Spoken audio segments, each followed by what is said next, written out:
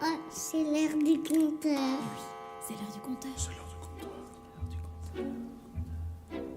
Bienvenue, chère auditrice et chers auditeurs. C'est moi, le compteur. Je suis sur le point de pousser la porte du royaume de la fantaisie. Veux-tu m'y accompagner, toi aussi? Alors, allons-y. Là, bien loin au-delà des montagnes et des mers, où se côtoient ogres et sorcières, nobles princes et humbles bergères. Contes, mythes, légendes et classiques de la littérature, ils n'attendent que toi. N'aie pas peur, c'est l'heure du compteur. Cendrillon. Pauvre Cendrillon.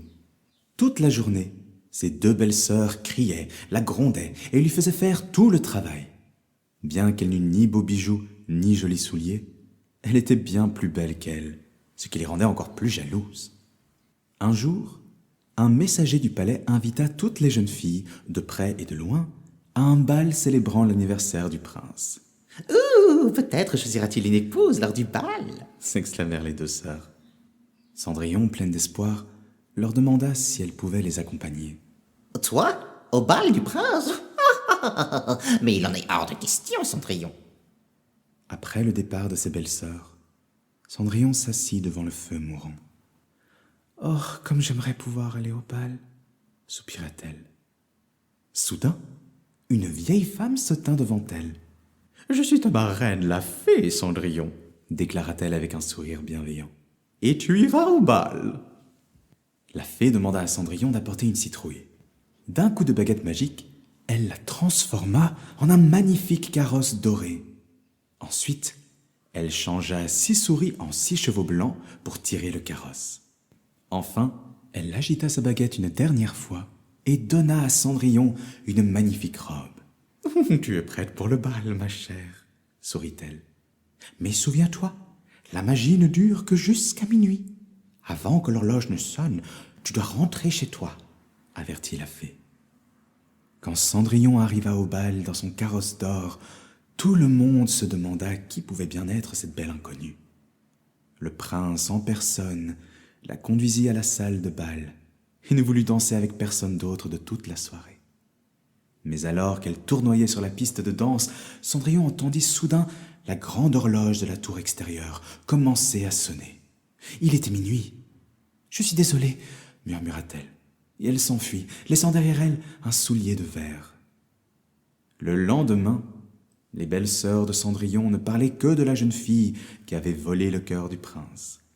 Leur bavardage fut interrompu par un messager royal. « Le prince a ordonné que toutes les filles du royaume essayent ce soulier, dit-il, et il a juré d'épouser celle à qui il ira. »« Laissez-moi essayer, » cria la première sœur. Mais son pied était trop gros. « à mon tour. » glapit la deuxième, mais son pied était trop long. « À votre tour, mademoiselle, » dit le messager à Cendrillon. « Oh, mais ce n'est qu'une servante. » ricanèrent les sœurs. « Le soulier ne lui ira jamais. » Mais le messager fut ferme. Lorsque Cendrillon enfila le délicat soulier, le prince entra dans la maison, et il la reconnut immédiatement. Leurs noces furent resplendissantes, et ils vécurent heureux, et eurent beaucoup d'enfants. La petite sirène.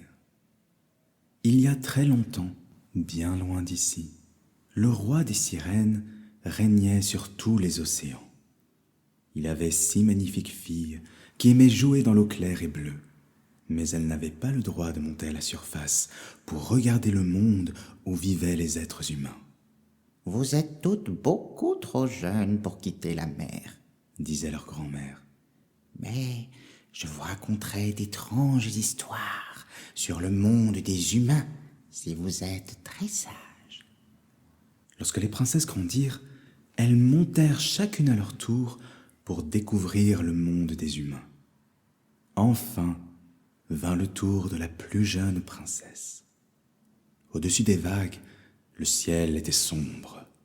Comme une grande tempête éclatait, un navire fut projeté contre des rochers près du rivage et un jeune homme tomba à l'eau.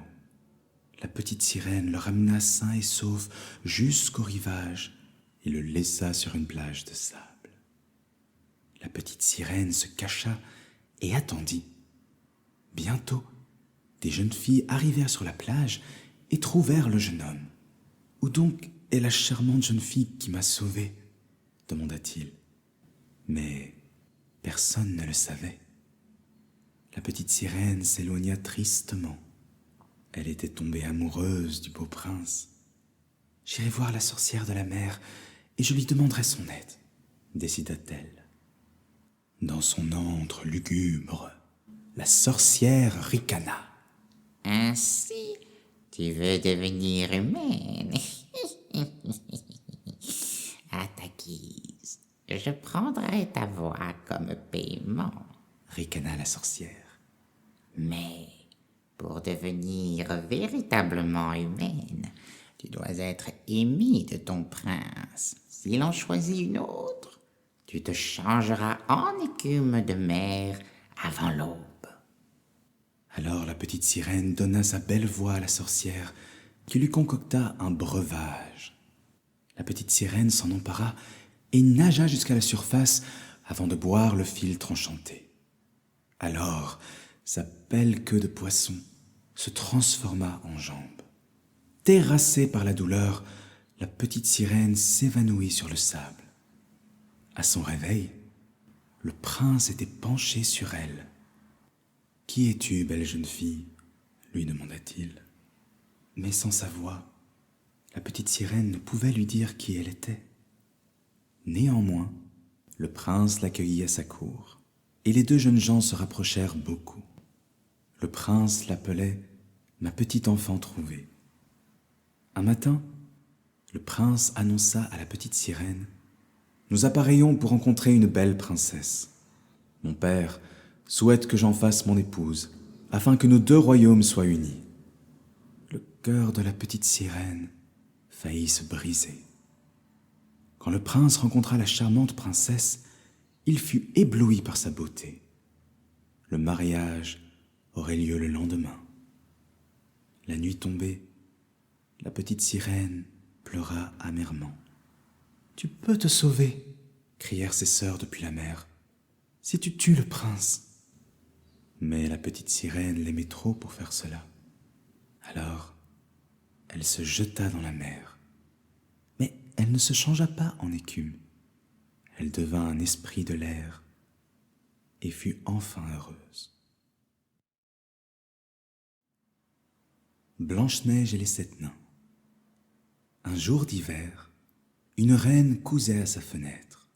« Oh, j'aimerais que ma fille ait la peau blanche comme la neige, les lèvres rouges comme le sang, et les cheveux noirs comme l'encadrement de cette fenêtre, » soupira-t-elle. Peu après, elle donna naissance à une fille, exactement comme elle avait décrite, et l'appela Blanche-Neige. Hélas, la reine mourut peu après, et le roi se remaria. Sa nouvelle épouse était une très belle femme, mais son cœur était froid. Chaque jour, elle se regardait dans un miroir magique et demandait « Miroir, miroir sur le mur, qui est la plus belle de toutes ?» Le miroir répondait toujours « Majesté, vous êtes la plus belle de toutes. » Un jour que la reine lui avait posé sa sempiternelle question, le miroir eut une réponse bien différente. « Oh, ma reine, vous êtes bien belle, mais Blanche-Neige est la plus belle de toutes. » La reine entra dans une grande fureur. Elle ordonna à un chasseur d'emmener la jeune fille dans la forêt et de la tuer. Le chasseur n'était pas un homme cruel, alors il mena Blanche-Neige au cœur de la forêt et la laissa partir. La pauvre princesse, terrorisée, se mit à courir sans relâche et se fraya un chemin à travers les arbres jusqu'à ce qu'elle trouve une petite chaumière. Épuisée et affamée, elle entra et s'endormit. Quand elle se réveilla, 7 petits hommes la regardaient. Ils lui expliquèrent qu'ils étaient les propriétaires de la petite maison.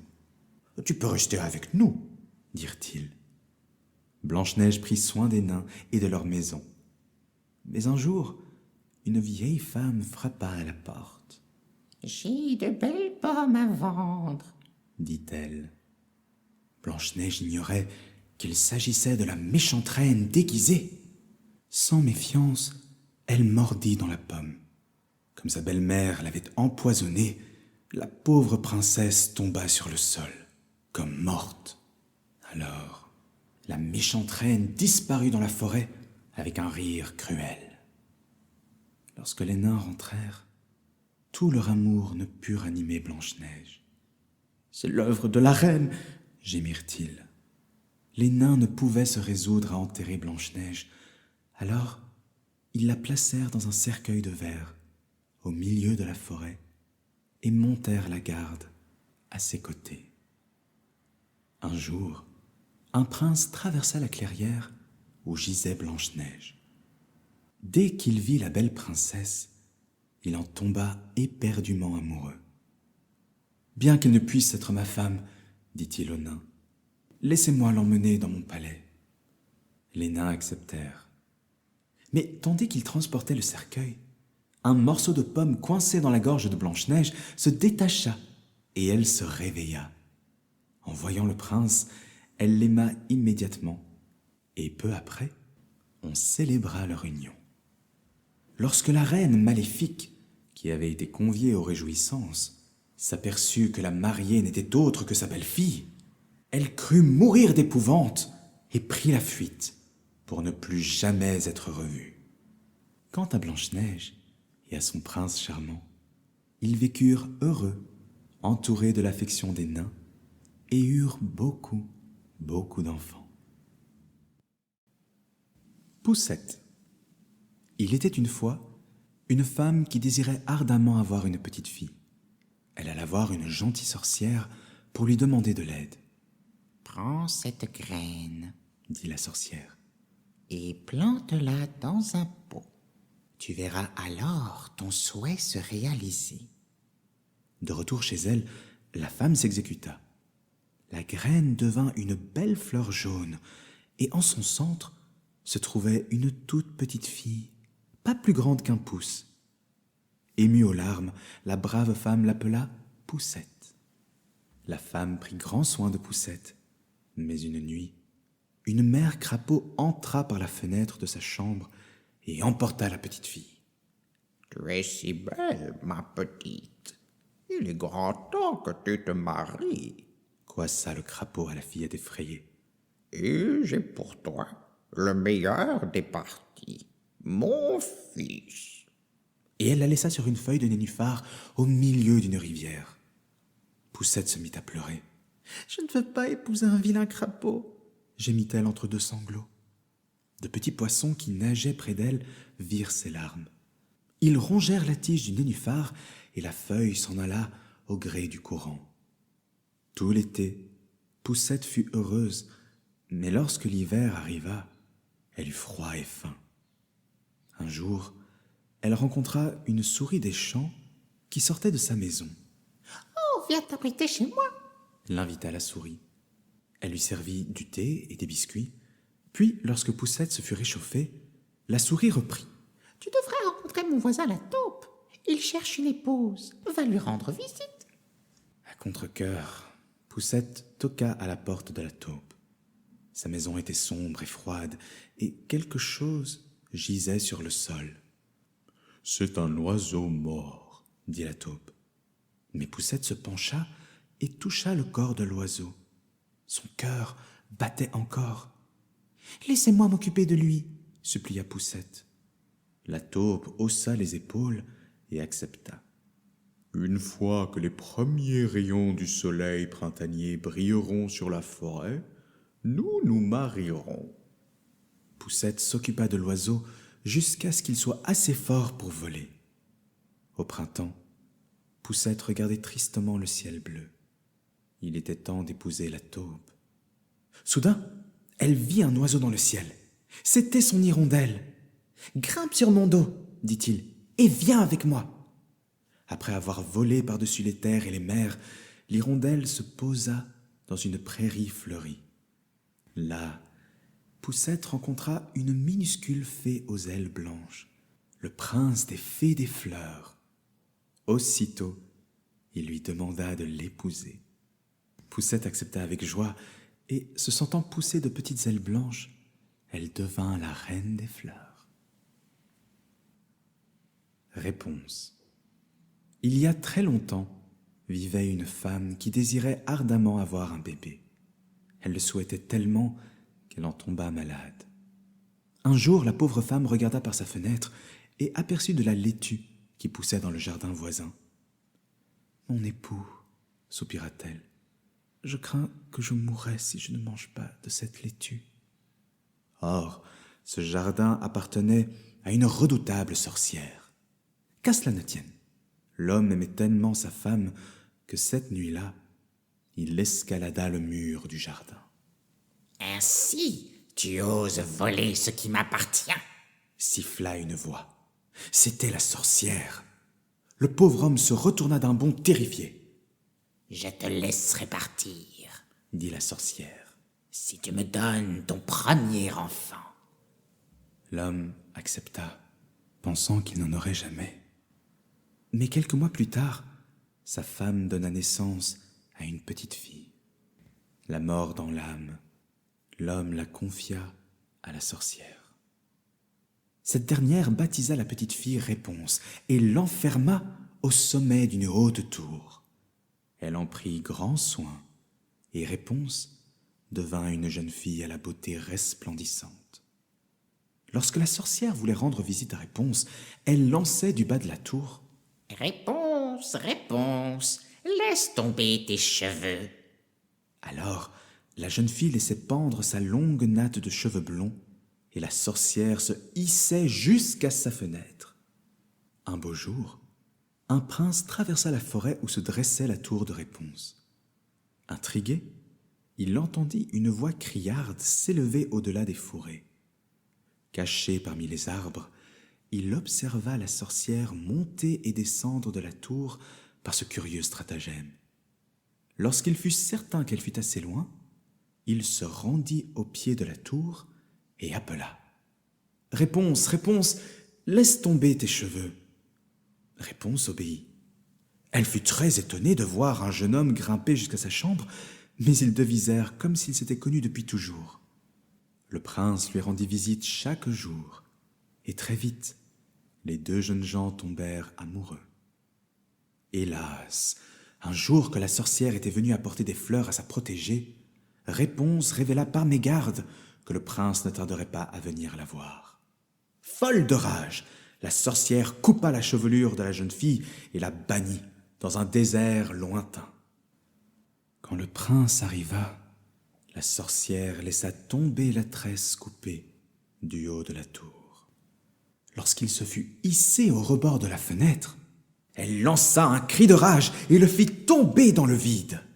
Fort heureusement, le prince ne mourut pas, mais ses yeux furent aveuglés par les buissons de ronces qui poussaient au pied de la tour. Pendant des années, il erra à la recherche de Réponse. Enfin, un jour, alors qu'il marchait dans une contrée désertique, il entendit une femme qui chantait non loin de lui. Il reconnut immédiatement la voix de sa bien-aimée et il appela « Réponse !» Lorsqu'elle se jeta dans ses bras, ses larmes de joie guérirent les yeux du prince. Ensemble, ils retournèrent dans le royaume du prince et vécurent heureux pour toujours. Jacques et le haricot magique. Il était une fois un brave garçon nommé Jacques qui vivait seul avec sa pauvre mère dans une petite ferme. « Nous n'avons plus d'argent, » soupira la mère de Jacques. « Il va falloir que nous vendions notre vieille vache. » Jacques s'en alla donc au marché avec la vache. En chemin, il rencontra un vieillard courbé par l'âge. « Pourquoi marcher jusqu'au marché ?» demanda l'homme. « Confie-moi ta vache et en échange, je te donnerai ces haricots magiques. » Jacques fut ravi d'avoir une poignée de haricots magiques, mais sa mère, elle, ne fut pas contente du tout. Furieuse, elle les jeta par la fenêtre et Jacques alla se coucher, le cœur lourd. Le lendemain matin, une immense plante de haricots avait poussé à côté de la maison. À son réveil, Jacques la contempla avec stupeur. Puis, sans attendre, Il sortit par la fenêtre et commença à grimper la tige, haut, toujours plus haut. Au sommet du haricot, il trouva un immense château. Intrigué, il s'en approcha et frappa à la porte. Une femme ouvrit et le regarda étonnée. « Tu ne peux pas rester ici !» s'exclama-t-elle. « Mon mari est un ogre qui dévore les garçons comme toi. » Mais elle se laissa attendrir et fit entrer Jacques pour lui donner un peu de pain et de fromage. Soudain, le sol se mit à trembler. « Oh, c'est mon mari !» s'écria la femme. « Cache-toi dans le four, vite !» La voix tonitruante de l'ogre résonna dans tout le château. « Ça sent la chair fraîche ici. »« Oh, ce n'est que la soupe prête pour ton dîner, » dit sa femme. Lorsqu'il eut terminé son repas, l'ogre grogna. « Apporte-moi ma poule. » Sa femme sortit chercher une poule blanche. L'ogre la posa délicatement sur la table et lui ordonna « Ponds-moi un œuf. » À la grande surprise de Jacques, la poule pondit un œuf d'or massif. L'ogre caressa sa poule et monta se coucher. Quand Jacques entendit l'ogre ronfler, il bondit hors du four, attrapa la poule magique et s'enfuit. Il dévala la tige du haricot en criant « Mère, apporte la hache !» Aussitôt arrivé au sol, Jacques trancha la tige du haricot qui s'étala de tout son long. « Regarde, maman !» s'écria-t-il. « Cette poule est la fin de nos malheurs. » Sa mère le fixa sans comprendre. Alors, Jacques posa la poule sur la table et lui ordonna « Ponds-moi un œuf. » Et la poule obéit. Les yeux de la brave fermière s'écarquillèrent et tous deux s'étreignirent fous de joie. Ainsi, Jacques et sa mère vécurent heureux, et plus jamais on ne vit d'haricots magiques pousser dans leur jardin. Le petit bonhomme de pain d'épices. Il était une fois un petit vieux et une petite vieille qui vivaient à la campagne. Un jour, la petite vieille fit des biscuits au gingembre pour son brave mari. Comme il lui restait un peu de pâte, elle façonna un petit bonhomme de pain d'épices, avec 3 boutons, 2 yeux en raisin sec et une bouche souriante en cerise. Mais lorsque la petite vieille voulut le sortir du four, le petit bonhomme sauta du plateau et s'enfuit par la porte. « Oh, reviens !» cria la petite vieille en courant derrière lui. « Reviens !» lança le petit vieux qui travaillait dans le jardin. Mais le petit bonhomme lança par-dessus son épaule. « Courez, courez, jamais vous ne m'attraperez. Je suis plein de malice. Je suis le petit bonhomme de pain d'épices. » Il dévala le jardin et s'élança sur la route. En courant, il croisa une vache dans un champ. « Halte là !» meugla la vache. « Tu as l'air délicieux !» Et elle se mit à lui courir après. Mais le petit bonhomme ne s'arrêta pas une seule fois. « Courez, courez, jamais vous ne m'attraperez. Je suis plein de malice. Je suis le petit bonhomme de pain d'épices. » Dans le champ suivant, il croisa un cheval. « Halte là !» hennit le cheval. « Tu as l'air savoureux !» Mais le petit bonhomme continua de courir. Puis il croisa un coq sur une barrière et un cochon dans une cour. Mais le petit bonhomme de pain d'épices ne ralentit sa course pour aucun d'entre eux, jusqu'à ce qu'il arrive devant une rivière. « Oh, je ne sais pas nager, » gémit-il. « Que faire ?»« Ne t'en fais pas, lui susurra une voix douce. je peux t'aider. C'était un grand renard roux. Monte sur mon dos et je te porterai de l'autre côté. » Le petit bonhomme fit ce que le renard disait, et le renard fit quelques pas dans la rivière. Mais bientôt, le renard s'adressa au petit bonhomme de pain d'épices. « L'eau est plus profonde ici. Grimpe sur ma tête, tu resteras au sec. » Le petit bonhomme obéit, reconnaissant. Ici, l'eau est encore plus profonde, dit le renard. Grimpe sur mon museau et tu resteras au sec. Mais à peine le petit bonhomme de pain d'épices eut-il posé un pied sur le museau du renard que celui-ci, d'un brusque mouvement de tête, l'envoya valser dans les airs. Le pauvre petit bonhomme retomba droit dans la grande gueule ouverte du renard, qui n'en fit qu'une bouchée. Le petit vieux, la petite vieille et tous les animaux de la basse-cour, qui étaient arrivés sur le rivage à bout de souffle, avaient assisté à toute la scène. Ils rentrèrent chez eux penauds et bredouilles. Mais ils se consolèrent en dégustant les autres délicieux biscuits préparés par la petite vieille. La Belle au bois dormant. Il y a très longtemps, un roi et une reine donnèrent une grande fête pour célébrer la naissance de leur fille. Ils y convièrent les gens les plus importants du royaume, y compris 6 fées. Tous les invités apportèrent des cadeaux pour la petite princesse, mais les présents les plus précieux furent ceux des fées. L'une après l'autre, elles se penchèrent sur son berceau et sourirent à la petite princesse. « Je lui donne la beauté, » dit la première. « Et moi un cœur bon, » fit la deuxième. « Moi, en revanche, je lui donne l'intelligence, » déclara la troisième. « Quant à moi, je lui fais don de la grâce, » ajouta la quatrième. « Pour ma part, je lui offre une voix de rossignol, » promit la cinquième. Mais avant que la 6e fée n'eût pu formuler son vœu, un courant d'air glacé traversa la pièce. Puis, dans un grondement de tonnerre, une silhouette voûtée se dessina dans l'embrasure de la porte de la salle du trône. C'était une très vieille fée, laide et méchante, que le roi et la reine n'avaient pas invitée aux réjouissances.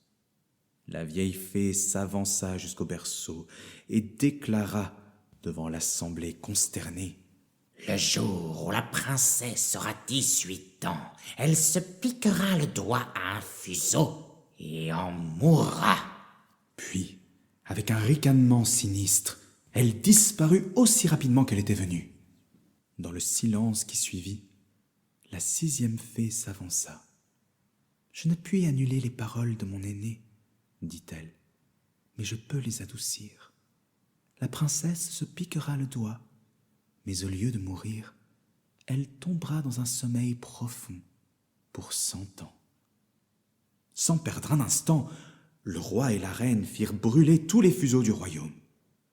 Au fil des années, la princesse grandit, admirée de tous. Le matin de ses 18 ans, la princesse se leva tôt et se promena dans le château. Soudain, elle aperçut une petite porte dans une tour qu'elle n'avait jamais remarquée auparavant. Elle poussa la porte et gravit un étroit escalier en colimaçon. Au sommet de la tour, dans une petite pièce, une vieille femme filait au fuseau. Bien entendu, la princesse n'avait jamais vu un fuseau de sa vie. Curieuse, elle demanda à la vieille dame de lui apprendre à filer. Hélas, elle se piqua le doigt et tomba sur le sol, inanimée. Avec elle, le château tout entier fut plongé dans un profond sommeil.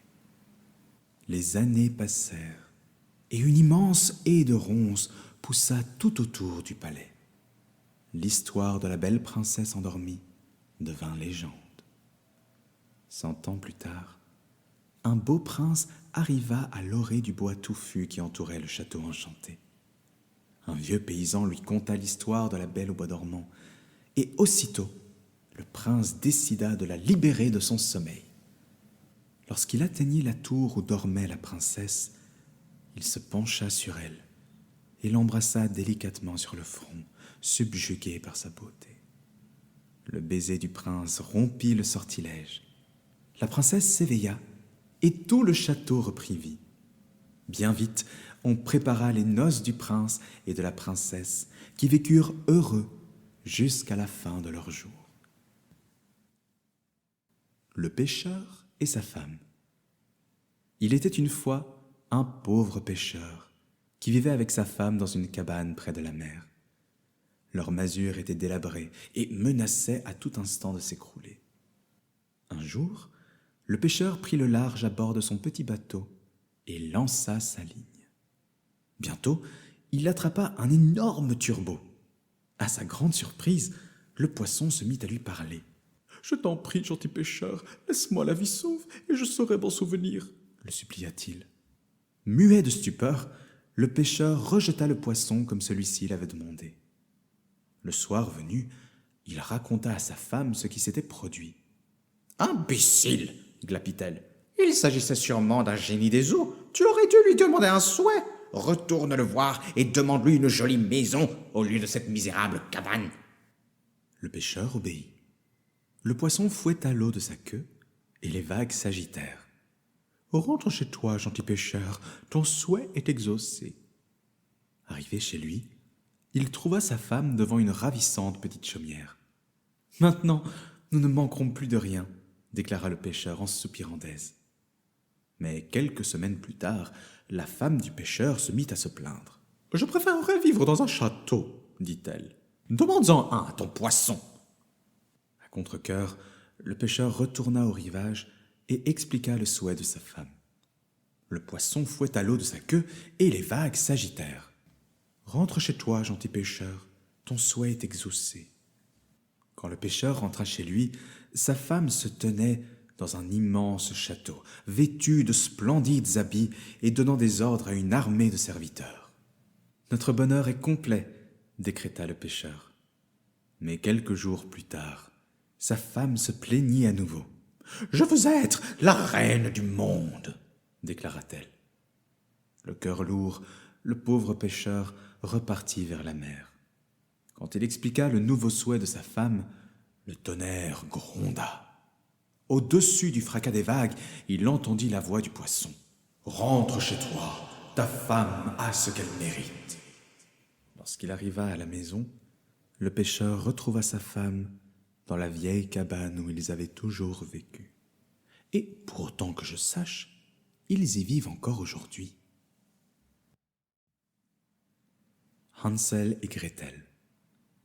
Il était une fois un pauvre bûcheron qui avait 2 enfants nommés Hansel et Gretel. Leur mère était morte quand ils étaient petits et la nouvelle femme du bûcheron avait un cœur dur et froid.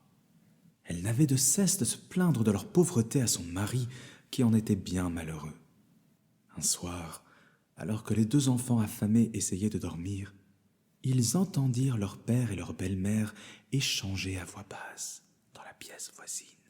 « Nous ne pouvons pas nous nourrir nous-mêmes et nourrir les enfants, » dit la femme. « À ce rythme, nous allons tous mourir de faim. Demain, nous devons les emmener dans la forêt et les y laisser. » Le bûcheron protesta, mais devant l'insistance de son épouse, il finit par accepter.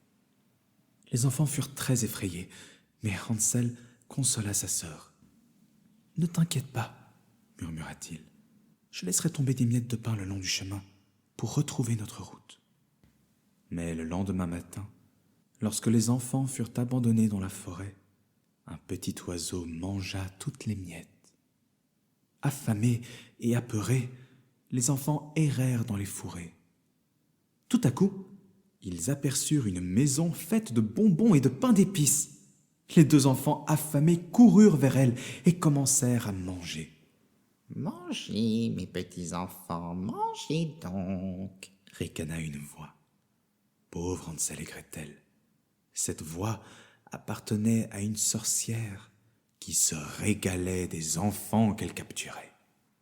Tout d'abord, la sorcière fit mine d'être gentille et pria les enfants de passer la nuit dans sa demeure. Les enfants acceptèrent avec reconnaissance. Hélas, dès le lendemain matin, la méchante sorcière enferma Hansel dans une cage et força Gretel à travailler jour et nuit. « Va nourrir ton frère, Gretel !» ordonnait la perfide sorcière. « Bientôt, il sera assez gras pour que je le mange. » Puis elle allait compter ses pièces d'or, qu'elle gardait dans un coffret rempli de bijoux et de pierres précieuses. Enfin arriva le jour où la sorcière ne voulut plus attendre. Elle ordonna à Gretel d'allumer le feu dans le four. « Mets ta tête dans le four pour voir s'il est assez chaud, » dit-elle avec une lueur d'avidité dans ses petits yeux cruels. Mais Gretel fit semblant de ne pas comprendre. Furieuse, la sorcière la poussa. En un éclair, la petite fille donna un grand coup à la sorcière et referma la porte du four sur elle. La sorcière poussa un cri effroyable avant de se taire à jamais. Gretel courut libérer son frère. « Nous sommes enfin libres !» s'exclama-t-elle. « Mais nous sommes toujours perdus !» gémit Hansel. À cet instant, un oiseau volant dans le ciel les interpella. « C'est moi qui ai mangé vos miettes, mes pauvres enfants. Remplissez vos poches de richesses de cette horrible sorcière et suivez-moi. Je vous montrerai le chemin de votre maison. » Hansel et Gretel s'exécutèrent et suivirent l'oiseau, qui les mena jusqu'à leur père. Leur belle-mère avait décidé de plier bagage, l'abandonnant à son remords et à son chagrin.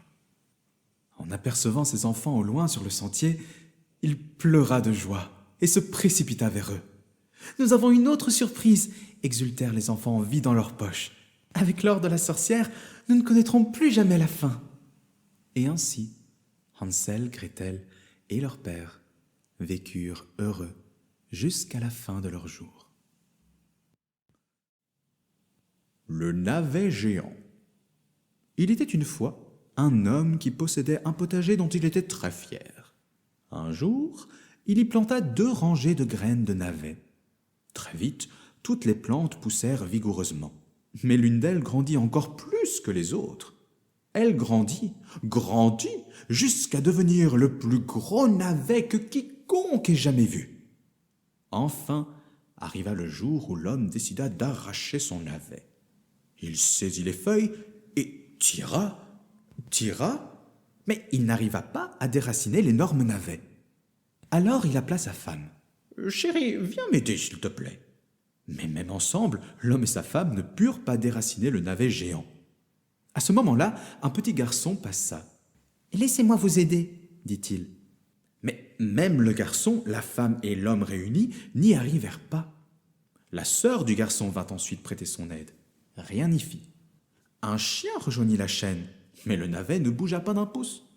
Puis un chat tira à son tour, mais le navet resta en terre.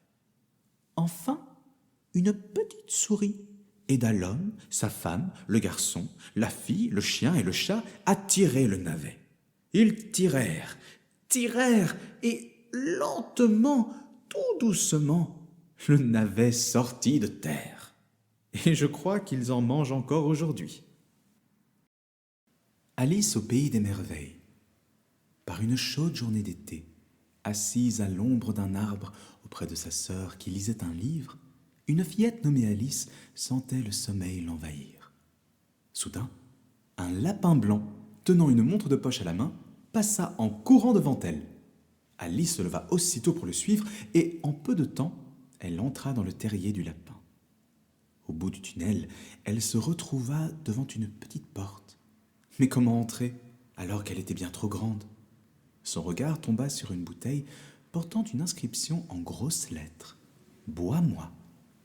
La fillette but le contenu de la bouteille et sentit qu'elle devenait de plus en plus petite, jusqu'à atteindre la taille idéale pour passer par la porte. Alice rencontra ensuite une chenille installée sur le chapeau d'un champignon. « Mords ce côté du champignon pour grandir et ce côté pour rapetisser », lui conseilla la chenille. Alice s'exécuta et goûta successivement aux 2 côtés jusqu'à retrouver une taille à peu près normale. Peu après, Alice aperçut un chat perché dans un arbre. Le chat lui sourit et lui indiqua une maison toute proche. À l'intérieur se trouvait le lapin blanc, occupé à boire du thé en compagnie du chapelier fou et du lapin de Mars. Tous les 3 étaient très ennuyeux, et le chapelier même fort impoli. Excédée, Alice se leva de table, et après avoir ouvert une porte, elle entra dans un jardin d'une beauté inégalée. En l'explorant, Alice rencontra 2 cartes à jouer, qui peignaient en rouge des roses blanches. Elles lui expliquèrent que s'il n'agissait pas ainsi, la reine de cœur, qui détestait les roses blanches, leur couperait la tête. À ces mots, la reine passa par là. Les fusillant d'un regard sévère et voyant que le travail n'était pas terminé, elle ordonna aux gardes qui l'accompagnaient « Coupe la tête à ces 2 jardiniers paresseux !» Puis la reine ordonna à tout le monde de la suivre jusqu'à son château.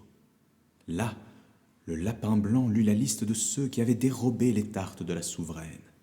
La reine interrogea aussi Alice à ce sujet, mais la pauvre ne savait que répondre, et voilà qu'au même instant, sur la table du tribunal, Alice se mit à grandir, jusqu'à toucher le plafond de la salle d'audience. Perdant patience, la reine ordonna aux gardes qu'on lui coupe la tête à elle aussi. Une armée entière de cartes à jouer se mit alors à voler vers Alice, tandis que la fillette tentait de les repousser. « Alice, réveille-toi !» Cette voix appartenait à sa sœur. Alice se frotta les yeux et regarda autour d'elle étonnée. Elle était de nouveau au pied de l'arbre.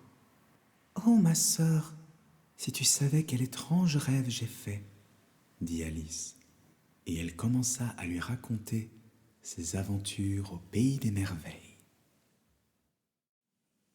La princesse au petit pois. Il était une fois un prince qui voulait se marier. Mais, comprenons-nous, il n'épouserait qu'une véritable princesse. Une nuit d'orage, le prince divertissait le roi et la reine par ses récits de voyage. Soudain, on frappa à la porte du palais. Sur le seuil se tenait une jolie jeune fille, ruisselante de pluie et grelottant de froid. « Je suis une princesse, » expliqua l'étrangère. « Je vous en conjure, auriez-vous l'amabilité de m'héberger pour la nuit ?» Dès qu'il la vit, le prince en tomba éperdument amoureux. « Une princesse, vraiment ?» murmura la reine à son mari.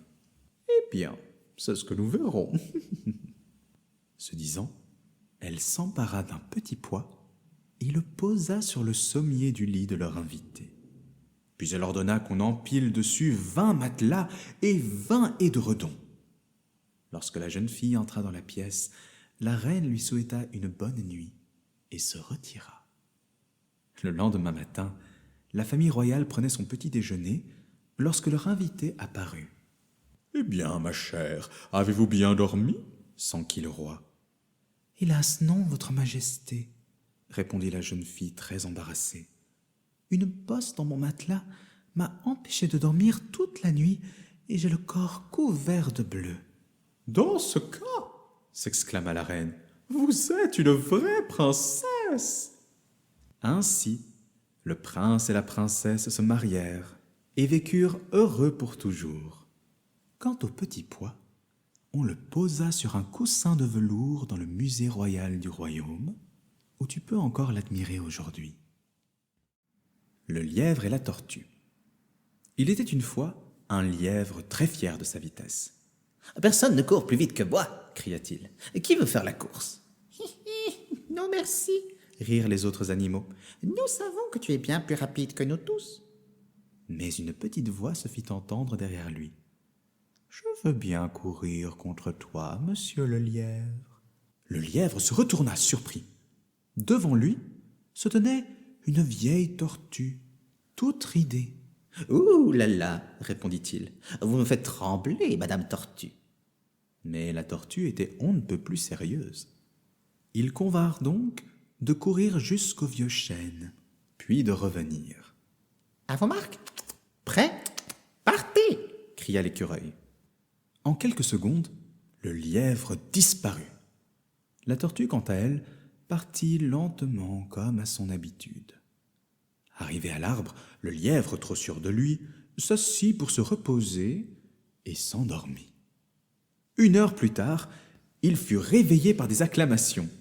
Il bondit sur ses pattes et courut aussi vite qu'il le put. Mais la tête de la tortue passa la ligne d'arrivée un poil avant celle du lièvre. « Être rapide, monsieur le lièvre, c'est bien, mais rien ne sert de courir. Il faut partir à point, » dit la tortue. Le chat botté. Il était une fois un meunier qui avait 3 fils. À sa mort, il laissa le moulin à l'aîné, l'âne au second et son chat au plus jeune. « Comment allons-nous vivre ?» soupira le cadet. « Ne vous en faites pas, mon bon maître, » dit le chat. « Donnez-moi une paire de vieilles bottes et un sac. » Le garçon fit ce que le chat lui demandait. Le chat rusé plaça quelques feuilles de laitue dans le sac et le laissa dans un champ. Lorsqu'un petit lapin vint grignoter les feuilles, le chat bondit et le captura. Puis il alla voir le roi. « Votre Majesté, dit-il, veuillez accepter ce lapin offert par mon maître. » Le roi fut bien amusé par son visiteur. « Et qui est ton maître, chat botté ?» ?»« Mon maître est le marquis de Carabas, » répondit le chat fièrement. Un matin, le chat dit à son maître d'aller se baigner dans la rivière. « Et surtout, lui recommanda-t-il, vous devrez prétendre d'être le marquis de Carabas. » Lorsque le roi passa en carrosse, il vit le chat courir en tous sens. « Votre Majesté, cria le chat, mon maître a été attaqué par des brigands qui lui ont volé ses vêtements. » Mais en vérité, le chat n'avait fait que les cacher. Aussitôt, le roi fit apporter de superbes habits pour le jeune homme. Puis il l'invita dans son carrosse. Là, son regard croisa celui de la princesse. Les deux jeunes gens tombèrent immédiatement amoureux. Pendant ce temps, le chat courut d'une traite jusqu'au château d'un ogre puissant. « On raconte que vous êtes capable de prodigieux tours de magie, votre Altesse. J'aimerais tant en voir un. » L'ogre rit et se transforma en lion. « Voilà qui est impressionnant, certes, » reconnut le chat. « mais sauriez-vous devenir quelque chose de très petit? » Alors, l'ogre se métamorphosa en souris, et hop, le chat le dévora aussitôt.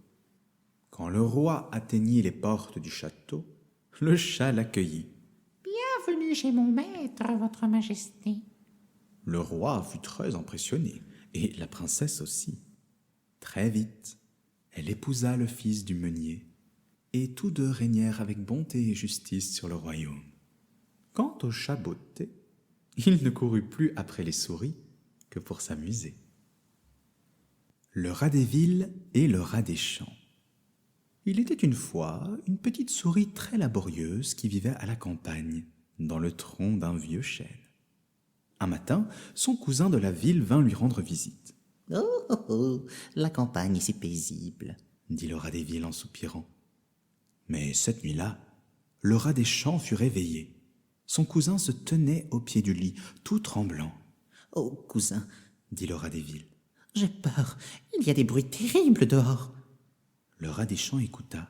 « Mais ce sont seulement des bruits de campagne, tu t'y habitueras vite. » Le lendemain, le rat des champs ramassa des baies pour l'hiver. Le rat des villes, lui, ne voulait pas travailler. L'après-midi, le rat des champs prépara un pique-nique pour son cousin. Mais le rat des villes avait peur des grandes vaches et des chevaux. « Reviens en ville avec moi, » le pria-t-il. « Tu t'y plairas, je te le garantis. » Ainsi, le rat des champs partit avec son cousin. Après une longue route, ils arrivèrent à la grande maison du rat des villes. « Oh, n'est-ce pas splendide ?» s'écria le rat des villes. Mais le rat des champs n'entendait pas un mot de ce que son cousin lui disait. La circulation était beaucoup trop bruyante. En ville, les souris avaient toute la nourriture qu'elles voulaient. Mais le rat des champs trouvait cela trop riche. « Je pense que je vais aller dormir, » dit-il. Mais il ne parvint pas à fermer l'œil de la nuit. Les lumières des rues l'empêchaient de dormir. Le lendemain matin, le rat des villes dut sauver son cousin d'un énorme chat affamé. C'en était trop. « Merci de m'avoir accueilli, cousin, mais je rentre chez moi, dans mon bon vieux chêne. » Et le soir même, le rat des champs savoura une délicieuse baie en pensant « Ah, qu'il est bon d'être chez soi. » Boucle d'or et les trois ours. Il était une fois, il y a très longtemps, une petite fille très désobéissante appelée Boucle d'or. Un jour, elle partit se promener dans les bois et découvrit une petite chaumière. Comme la porte d'entrée était ouverte, Boucle d'or y entra. Dans la cuisine, la petite fille vit 3 bols de porridge. Comme elle avait faim, elle prit une cuillerée de porridge dans le plus grand bol. « Point !» dit-elle. « C'est bien trop chaud. » Elle essaya le bol suivant, d'une taille moyenne. « Point !» dit-elle. « Mais c'est trop froid. » Enfin Boucle d'or goûta le plus petit bol, et elle ne dit pas un mot. Elle était trop occupée à manger, car le porridge était juste comme il faut. Lorsqu'elle eut fini, Boucle d'Or chercha un endroit où s'asseoir. Dans le salon se trouvaient 3 chaises. Elle essaya d'abord la grande, mais elle était bien trop haute. Puis elle essaya la chaise de taille moyenne, mais celle-là était trop inclinée. Finalement, Boucle d'Or s'assit sur la petite chaise, qui était parfaite. Mais, crac! Boucle d'Or était trop lourde, et la chaise se brisa. J'ai besoin de me reposer. Dit Boucle d'Or en montant à l'étage. Là, elle trouva 3 lits, et elle se dirigea sur le plus grand, mais il était trop dur pour dormir. Alors, elle essaya le lit de taille moyenne, mais il était trop mou. Enfin, Boucle d'Or essaya le plus petit lit. Il était parfait, et Boucle d'Or s'endormit profondément. À ce moment-là, les 3 ours qui vivaient dans la petite chaumière rentrèrent de leur promenade. Ils virent immédiatement que quelque chose clochait. « Qui a goûté mon porridge ?» demanda Papa Ours d'une voix grave. « Qui a goûté mon porridge ?» demanda Maman Ours d'une voix douce. « Et qui a mangé mon porridge? Tout mon porridge ?» demanda Bébé Ours d'une voix fluette. Puis, ils inspectèrent le salon. « Qui s'est assis sur ma chaise ?» demanda Papa Ours. « Qui s'est assis sur ma chaise ?» demanda Maman Ours. « Qui a cassé ma chaise? » demanda Bébé Ours. « Suivez-moi » dit Papa Ours d'un ton sévère, et il monta les escaliers sur la pointe des pieds. Arrivés à l'étage, ils inspectèrent leur chambre. « Quelqu'un s'est allongé dans mon lit !» s'exclama Papa Ours. « Quelqu'un s'est allongé dans mon lit !» dit Maman Ours. « Oh !» s'exclama Bébé Ours. « Et quelqu'un dort dans mon lit !» À cet instant, Boucle d'Or se réveilla en sursaut et se retrouva nez à nez avec les 3 ours. Elle bondit hors du lit et retourna chez elle en courant sans se retourner une seule fois. À compter de ce jour, Boucle d'Or ne fut plus jamais désobéissante. Le vilain petit canard. Il était une fois une cane qui vivait sur un étang près d'une ferme. Tout le printemps, elle couva ses 5 gros œufs au chaud sous ses plumes. Un jour, un léger tapotement se fit entendre. 1, 2, 3, 4 petits canetons duveteux sortirent de leurs œufs. Enfin, le plus gros œuf se fendit. La mère fixa son 5e caneton. C'était un bon oiseau, robuste certes, mais il était très laid. Chaque jour, l'étrange caneton ressemblait de moins en moins à un joli petit canard de ferme. Les autres canards se moquaient de lui et le pinçaient quand sa mère ne regardait pas. Le caneton était tellement malheureux qu'un jour, il prit la fuite. « Je vais aller vivre avec les canards sauvages. » se dit-il. Mais les canards sauvages s'esclaffèrent. « Va-t'en, tu effraierais le caneton. » Alors le vilain petit canard s'enfuit de nouveau. Il marcha péniblement à travers champs et forêts. À la tombée de la nuit, il arriva devant une petite chaumière. Il se blottit contre la porte pour se protéger du froid et s'endormit. Le matin, la vieille femme qui vivait dans la petite maison trouva le caneton endormi. « Oh, tu peux rester ici avec ma poule et mon chat. » murmura-t-elle avec tendresse. Mais la poule et le chat ne voulaient pas de lui et le chassèrent. En courant, il entendit leur colibet. Oh, c'est cela, va-t'en, bois rien. Quel est le bon débarras. Un après-midi, à la fin de l'automne, le vilain petit canard aperçut de magnifiques oiseaux blancs voler au-dessus de lui. « Oh, si seulement je leur ressemblais. » soupira-t-il. Bientôt le caneton apprit à voler. En volant, il vit 3 de ces oiseaux blancs qui dessinaient des cercles sur un lac en contrebas. C'étaient des cygnes. Il vola vers eux, aperçut son reflet dans l'eau et n'en crut pas ses yeux. Il n'était plus un vilain petit canard, c'était un cygne. Les autres cygnes l'appelèrent gentiment « Bienvenue parmi nous ». Et ainsi, Le vilain petit canard ne connut plus jamais le chagrin. Le rossignol et l'empereur. Il y a bien longtemps, en Chine, vivait un grand empereur. Son palais était aussi grand qu'une ville, et on pouvait y admirer un immense jardin qui s'étendait plus loin que l'œil ne pouvait voir. Il était rempli de plantes au parfum entêtant et d'arbres majestueux. Parmi les arbres du jardin de l'empereur vivait un tout petit oiseau brun, à l'aspect, ma foi, bien commun. C'était un rossignol, et quand le rossignol ouvrait le bec pour chanter, son chant était de loin le plus mélodieux de tous les oiseaux du jardin. Un jour, on parla à l'empereur du chant du rossignol. « Amenez-le-moi immédiatement », ordonna-t-il. Quand il entendit que l'empereur désirait l'entendre chanter, le rossignol se rendit volontiers au palais. Tous ceux qui entendirent son merveilleux chant furent émus aux larmes. « Mettez l'oiseau dans une cage dorée », décréta l'empereur.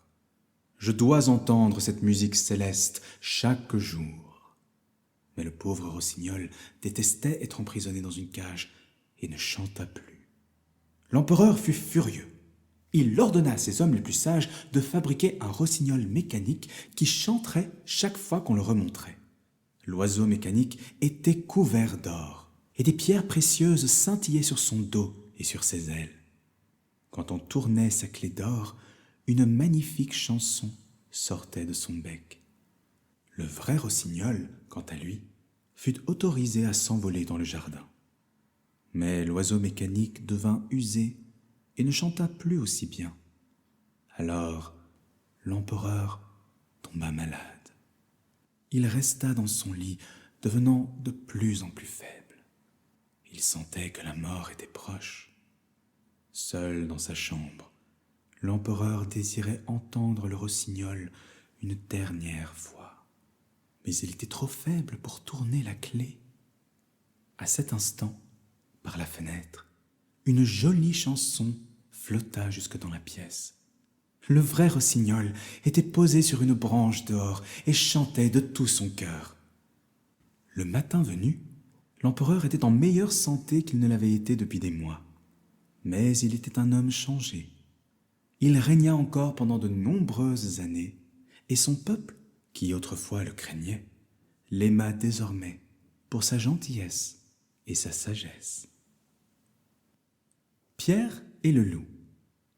Il était une fois un petit garçon qui vivait avec son grand-père.